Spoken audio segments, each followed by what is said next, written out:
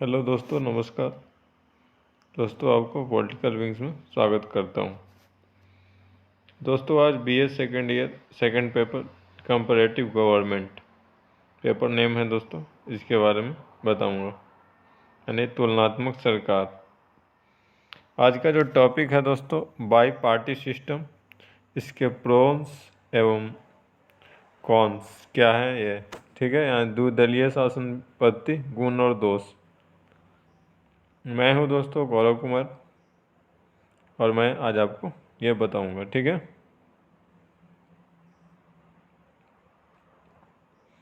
Bi party system, द्विदलीय पद्धति।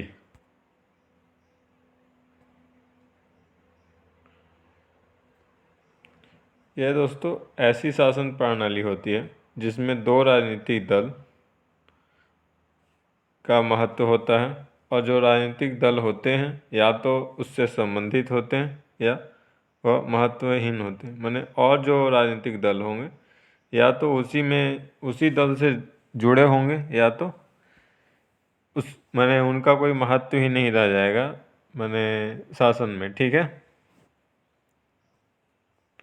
अब उदाहरण ये कहाँ पे मिलता है दोस्तों? ऑस्ट्रेलिया, अमेरिका, कनाडा, ब्रिटेन, इन देशों में दोस्तों आपको द्विदलीय पद्धति मिल जाएगा, ठीक है।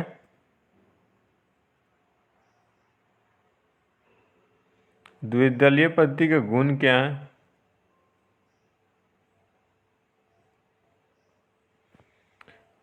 फर्स्ट है दोस्तों, सरकार का सीधा चुनाव होता है। अब जनता सरकार को सीधे चुनती है। जनता यह जानती है कि किसे वोट देने से किसकी सरकार बनेगी।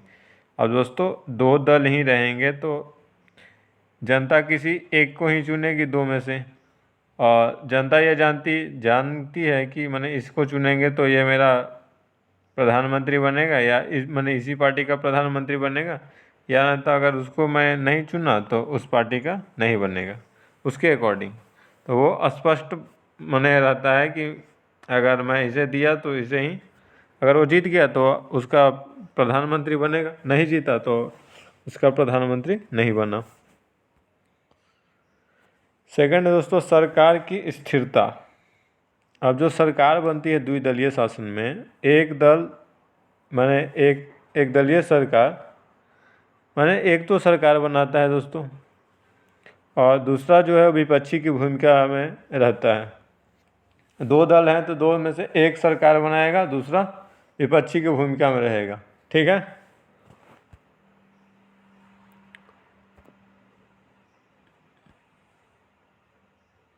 थर्ड है दोस्तों, नीति की निरंतरता।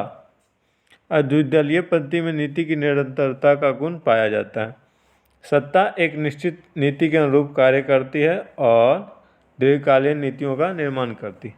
और दोस्तों जैसे मान लीजिए कि इंटरनेशनल मुद्दा है कोई, तो उस पर जो विपक्ष में रहेगा, जिस प्रकार मैंने नीति बन गया, जो मैंने सत्ता में हो वो नीति बनाया, और फिर जो विपक्ष वाला होगा वो उसके कमियों को बताएगा, और नेक्स्ट इलेक्शन में अगर मैंने वो अच्छा नहीं किया तो वो कहे कि देखिए इस प्रकार से चलना चाहिए था, मैंने शासन व्यवस्था उस मैंने इंटरनेशनल रिलेशन इस प्रकार से करना चाहिए था। तो यानी कि वो एक ही नीति पे मैंने दोनों कार्य करते हैं, लेकिन दोनों का मैंने कार्य करने का तरीका भिन्न हो सकता है, लेकिन जो देश का नीति होता है वो लगभग दोनों का सेम ही होता है, ठीक है। फोर्थ है दोस्तों, सशक्त विरोध। अब दोस्तों ये थर्ड वाले में नीति की निरंतरता में इसमें क्या होता है, जैसे कोई भी मैंने, क्योंकि यहाँ पे बहुदलीय शासन व्यवस्था है नहीं, और जो चुनाव जीतेगा जो भी पार्टी वो मैंने आश्वस्त है कि हमको तो 4-5 साल जो भी है मैंने उसके सत्ता में उस देश के संविधान के अकॉर्डिंग रहना ही है। तो वो अपना जो मैंने कानून बनाएगा या जो नीति बनाएगा वो 5 साल के लिए मैंने ये निश्चित है कि मैं रहूँगा, मुझे कोई हटाने वाला है नहीं। और बहुदलीय व्यवस्था में दोस्तों सबको अगर साथ में नहीं लेके चले तो फिर अगर गठजोड़ की सरकार है तो तुरंत ख़त्म हो जाती है। तो इस प्रकार से यानी बहुदलीय व्यवस्था की ये एक माने कमजोरी होती है दोस्तों, कि सरकार अच्छे तरह से बन नहीं पाती, लेकिन और नीति भी अच्छा तरह से बन नहीं पाता। लेकिन वहाँ पे द्विदलीय शासन में तो जो सरकार में है, सत्ता में, उसका बहुमत है, तो वो सीधा अपना जो मैंने नीति बनाएगा वो 4-5 साल के लिए अपना उस पर कार्य करेगा और अच्छा प्रगति कर सकता है। ठीक है, तो यह है नीति की निरंतरता। ठीक है, और जो पॉइंट है दोस्तों, सशक्त विरोध। अब इसमें क्या होता है, जो विपक्षी दल होता है उसका मैंने उसका भी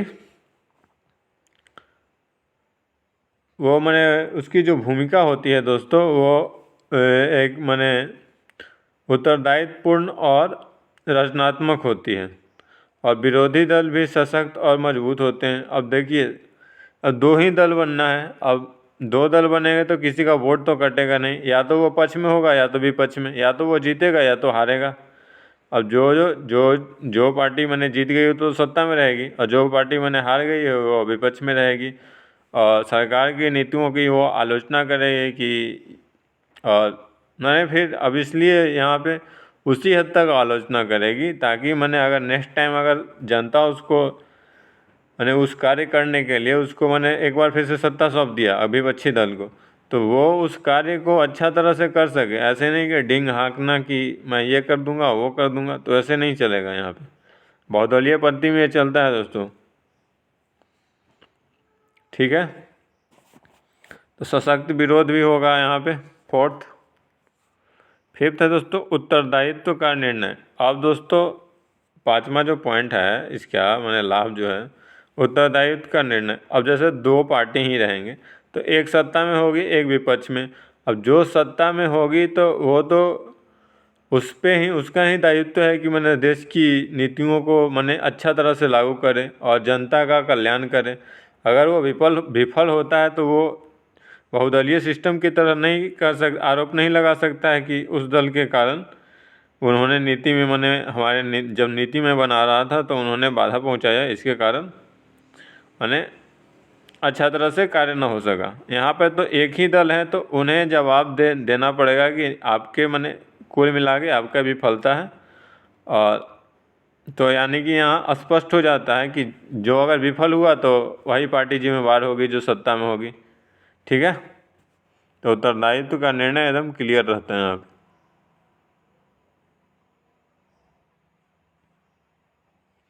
सिक्स्थ है छठा है दोस्तों, सरकार निर्माण करने में सरलता। और जो सरकार बनती है उसमें सरकार निर्माण करना आसान होता है।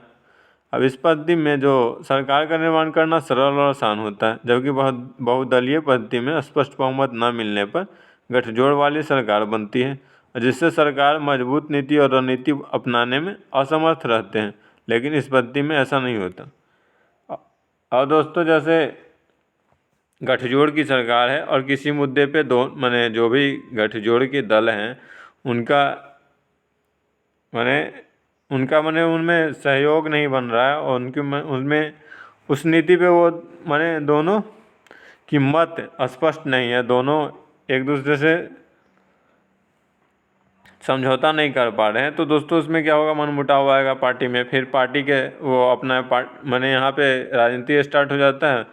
वो बोलेंगे पार्टी का माने वोटिंग ही नहीं देंगे वहाँ पे, तो फिर वो नीति कार्य ही नहीं करेगा। तो इस प्रकार से दोस्तों, तो इससे बेहतर होता है ये, इसमें सरकार निर्माण करने में आसानी होती है, क्योंकि कोई एक ही जीतेगा। तो जो जीता वो पार्टी बनाया। अब फाइनर इसके विषय में क्या बोलते हैं दोस्तों, फाइनर एक राजनीति शास्त्री हैं। ये क्या बोलते हैं, जिन देश में दो दलीय प्रणाली है वहाँ के नागरिक कर्तव्य परायण व सुखी होंगे।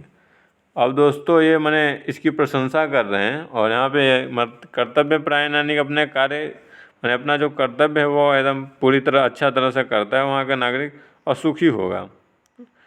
क्योंकि एक ही चुनेगा तो वो जान रहा है कि बस जो भी है ये मैंने अच्छा ही करेगा। अगर अच्छा नहीं करेगा तो नेक्स्ट टाइम उन्हें हटा के दूसरा आएगा, दूसरा दल। ठीक है,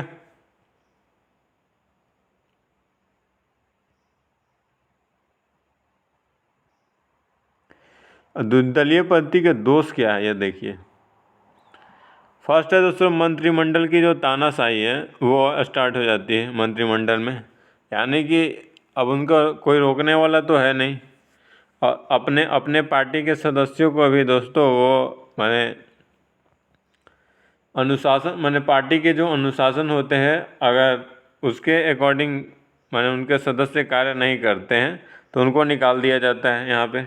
और एक प्रकार से तानाशाही चलती है। बड़े बड़े जो नेताओं होते हैं उस पार्टी में, वो दोस्तों अपना माने इच्छा चलाते हैं। बात ये हो गई, मंत्रिमंडल की तानाशाही चलती है वहाँ पे। और जो विपक्ष है तो कमज़ोर रहेगा ही दोस्तों, तो उसकी बात तो ऐसे ही नहीं मानना है। बात ये स्टार्ट हो जाता है। सेकंड है दोस्तों मतदाताओं की चयन की सीमित क्षेत्र। अब मतदाताओं जो मत माने जो चुनाव में खड़ा होता है उसको माने जो मतदाता होते हैं, अगर बहुदलीय सिस्टम में देखेंगे तो बहुत सारे माने चुनाव में लोग खड़े होते हैं, उम्मीदवार खड़े होते हैं। तो यहाँ पे मतदाताओं के पास बहुत सारा ऑप्शन होता है कि इसको चुने उसको चुने, ये बातें हैं। और वहाँ एक सीमित है कि ये दो में से कोई एक चुनो। अगर मतदाता माने दोनों के मत से माने दोनों की जो राजनीतिक नीति है उससे अगर उसकी इच्छा नहीं मेल खाती है तो वो दोस्तों उसको अपना मत देने में परेशानी होती है। थर्ड है दोस्तों संसद की प्रतिष्ठा को आघात। अब यहाँ पे क्या होता है, प्रधानमंत्री जो है मंत्रिमंडल बहुमत दल से बनता है, ठीक है। जो जीतेगा वो पार्टी बनाएगा, सरकार बनाएगा। और जो सदैव संसद पर आधिपत्य रखता है, अब संसद का माने जिसमें माने बहुमत है तो वही उसी का पावर रहेगा संसद में। और अपनी इच्छा अनुसार कानून बनाता है, बजट तथा नीतियों का निर्माण करता है। अब उसकी जो इच्छा होगी उसी के अकॉर्डिंग कानून बनाएगा, बजट बनाएगा और नीति बनाएगा। और अगर संसद के सदस्य अगर उसके समर्थन न करते हैं तो वो भंग कर देता है, मंत्रिमंडल को ही भंग करवा देगा राष्ट्रपति से कह के। तो इस प्रकार से माने संसद की जो प्रतिष्ठा है उसको नुकसान होता है, क्योंकि वहाँ पे तो ये होता है कि माने सबकी बातें सुनी जाएगी, लेकिन ये सुनी उनी कुछ नहीं जाती यहाँ पे। बात ये हो गई। फोर्थ ये है दोस्तों राष्ट्र का विभाजन। राष्ट्र दो भागों में विभाजित हो जाता है, जिससे गृह युद्ध जैसी स्थिति उत्पन्न हो सकती है। और दोस्तों दो दल हैं तो या तो माने जो नेता माने जनता होगा या तो समर्थक होगा या तो उसका विरोधी होगा। जो समर्थक होंगे तो वो चाहेंगे सरकार बना दें, और जो उसके विरोधी होंगे वो चाहेंगे सरकार हटाओ। तो इसमें क्या होता है दोस्तों, फिर गतिरोध उत्पन्न होने लगता है और इससे माने गृह युद्ध जैसी स्थिति उत्पन्न हो सकती है। और जो जो उसका पॉलिटिक्स होता है उस वक्त जो भाषण का मर्यादा होता है वो कुछ ज़्यादा ही माने तीव्र होता है, समझिए, ठीक है।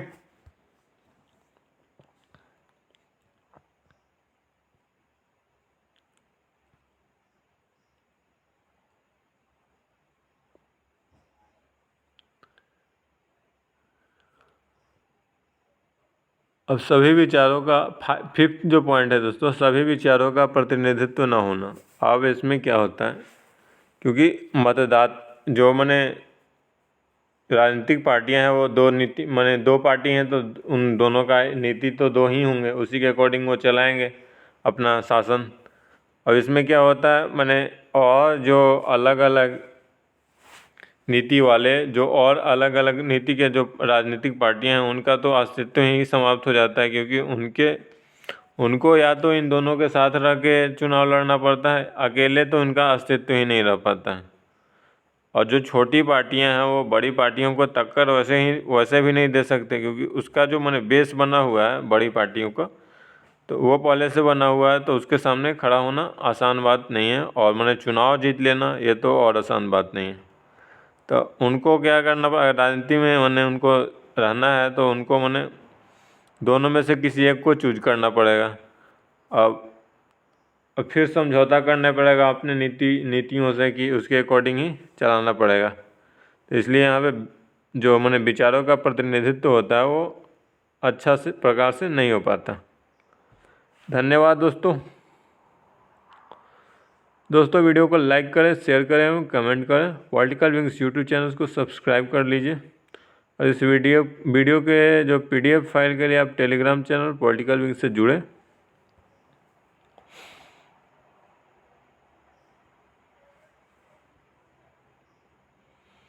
थैंक यू दोस्तों, धन्यवाद।